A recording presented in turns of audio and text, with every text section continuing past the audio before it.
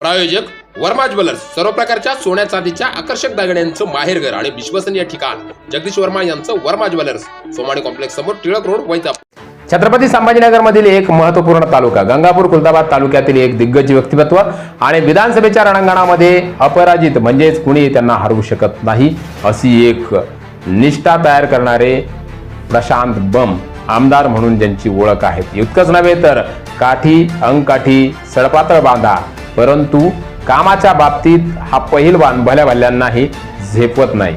तसंच जर बघितलं आपण तर बुद्धिचातुर्य आणि युक्तिवादानं सुद्धा तितकंच निष्णात असलेलं हे एक व्यक्तिमत्व आहे जे छत्रपती संभाजीनगर जिल्ह्यातील भारतीय जनता पक्षाच्या उमेदवारीच्या वलयामध्ये आपल्याला कायम पाहायला मिळतं. इतकंच नव्हे तर आमदारकी आणि विविध योजनांमध्ये सुद्धा त्यांचा महत्त्वाचा कार्यभाग आहे. लवकरच त्यांच्या मतदारसंघामध्ये राज्याचे जे उपमुख्यमंत्री आहेत, गृहमंत्री आहेत, देवेंद्र फडणवीस त्या ठिकाणी येणार आहेत आणि असंख्य भविष्यासाठीच्या ज्या काही उपक्रमांचं त्यांनी नियोजन केलेलं आहे आमदार प्रशांत बम यांनी, त्या उपक्रमांचं उद्घाटन सुद्धा होणार आहे. मात्र या सगळ्या गोष्टी आपण जर बघितल्या तर 2024च्या राजकीय वलयामध्ये प्रशांत बम पुन्हा आमदार होणार का यावरती जर आपण नजर टाकली तर एकंदरीत काय परिस्थिती आहेत आणि कशा पद्धतीने ते पुन्हा एकदा त्या ठिकाणी आपला दावा, आपलं वर्चस्व सिद्ध करू शकतात याकडे नजर टाकणार आजचा हा व्हिडिओ. नमस्कार, मी प्रवीण पाटील आणि तुम्ही पाहताय इमेज बिंदास. तर गंगापूर आणि खुलताबाद हा मतदारसंघ जर आपण बघितला तर विधानसभेच्या बाबतीत खूपच आगळा वेगळा आहे आणि या ठिकाणी आमदार जे आहेत प्रशांत बम यांना पराजित करणं, यांना हरवणं तितकं सोपं सुद्धा नाहीये. आपल्या चातुर्यानं आणि याचसोबत आर्थिक सबळ असलेले आमदार म्हणून प्रशांत बम यांची ओळख आहे. त्यामुळं अंगकाठीनं बारीक जरी असले तर बुद्धीनं जडत्व आहेत आणि बुद्धी ही अमाप असल्यामुळं त्या चातुर्य कौशल्यानं त्या ठिकाणी ते भाजपचा झेंडा वारंवार रोवतात.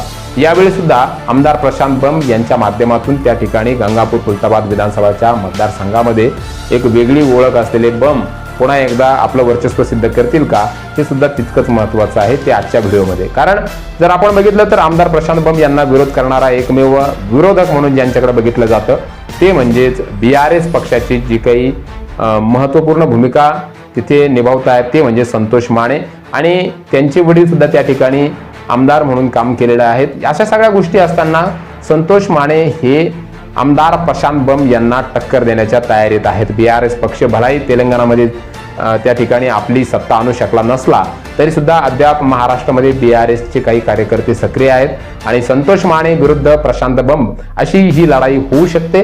मात्र या लढाईमध्ये जिंकणार ते कोण हे मतदार राजा व्हिडिओच्या कमेंट बॉक्समध्ये नक्कीच सांगणार आहेत.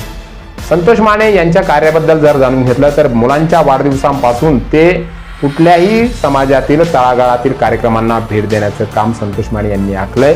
तरी सुद्धा ही लढाई वाटते तितकी संतोष माने यांना सोपी नसणार आहेत. कारण आमदार प्रशांत बम यांच्याकडं असलेला एक फौजफाटा, याबरोबरच आर्थिक सुबत्ता, बुद्धिचातुर्य आणि दांडगा आलेला अनुभव या सगळ्या गोष्टी त्यांना विजयाकडे घेऊन जात असतो. त्यामुळे यावेळेला बम यांना विधानसभेत जाण्यापासून रोखण्यासाठी ज्यांच्या विरोधात ज्यांनी बंड पुकारलेले आहेत असे संतोष माने यांना मात्र तारेवरची कसरत करावी लागणार आहे.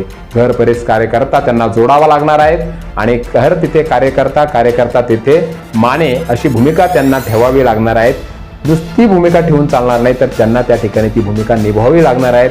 कारण ही भूमिका निभावली नाही तर बम यांच्या समोर निभाव लागणं सुद्धा कठीण होऊ शकतं. यामुळे संतोष माने आणि प्रशांत बम यांच्यातील लढाईला एक वेगळं स्वरूप येत आहे.